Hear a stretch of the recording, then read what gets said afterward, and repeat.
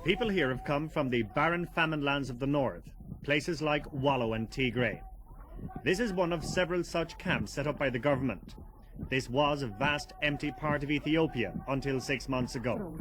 Now with what can only be described as primitive agricultural methods, the area is being transformed. The target is to make this 12,000 member community self-sufficient. On this trip, we were accompanied by Communist Party officials and members of the Irish agency concerned. Everyone here has lost a relative in the famine. Families have been split up through resettlement. The emphasis has been on the use of young, able labour. New technology is not wanted, it cannot be afforded. According to the party line, this is production of the masses. But these very people, while they're now living up to 1,000 miles from their original homelands, have food in resettlement. Freedom is a different thing. It's an organised day for all. But serious question marks have been raised over the whole question of Ethiopian resettlement. So far, only Italy and Canada have pledged aid for the resettlement programme.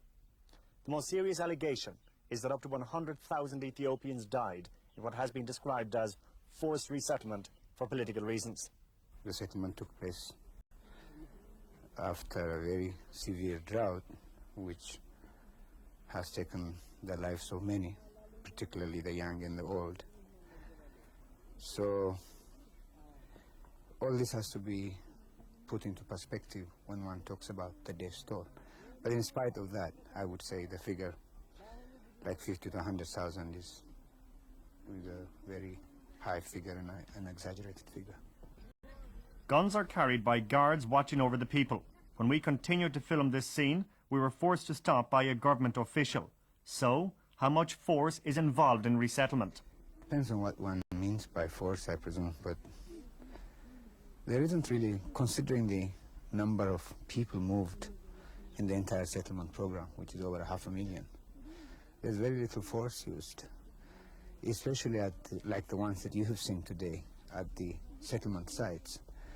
It is selected people from the settlers that are armed, both to protect themselves and the property in the area. If a person wanted to leave resettlement and go back to his homeland, say in Harbo or Wallo, would that be allowed? Yes, it is. Depends on the circumstances. To the extent possible, massive return or mobilized return movement is not encouraged. In the north, hundreds of thousands of people died in the past year. Resettlement is not something that one would advocate if conditions were perfect, if you had an ideal situation, because there is definitely a certain hardship involved. But I would support resettlement in the present situation. It is one of the harsh realities of Ethiopia, and I think that there is great hope for the people in resettlement, provided they get some aid at this early stage. At the end of the day, the men of the village once more returned home.